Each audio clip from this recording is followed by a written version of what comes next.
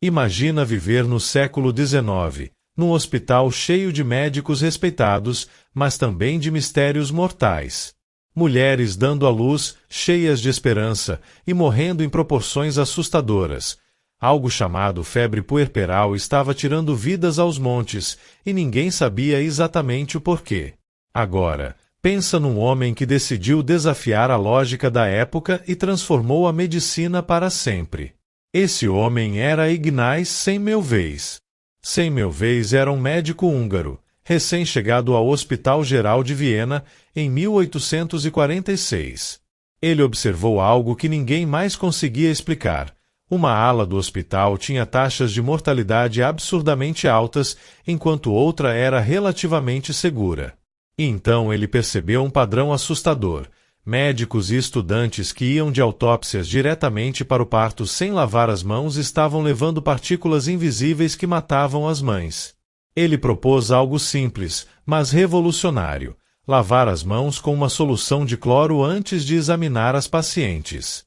Parece óbvio hoje, mas na época foi visto como heresia. Muitos médicos riram, ignoraram ou até atacaram Semmelweis. Mas os números não mentiam. As mortes caíram de mais de 10% para menos de 2% depois que a higienização começou. O impacto disso foi gigante.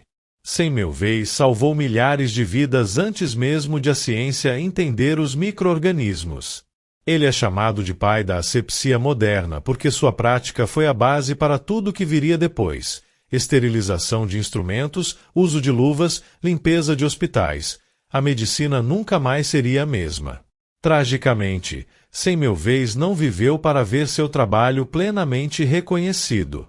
Ele enfrentou oposição, foi desacreditado e morreu precocemente em 1865. Só décadas depois, com a chegada de Louis Pasteur e Joseph Lister, a asepsia moderna começou a se consolidar, confirmando o gênio de Semmelweis. Além disso, Semmelweis era conhecido por seu observacionalismo obsessivo. Ele anotava meticulosamente cada caso, comparava cada ala do hospital, cada médico, cada procedimento. Foi essa atenção aos detalhes que permitiu que ele percebesse padrões que ninguém mais via. Sua capacidade de correlacionar observações e agir rapidamente é um exemplo clássico de pensamento científico aplicado à vida real. Outro ponto importante: Semmelweis não apenas salvou vidas, mas também mudou a cultura médica.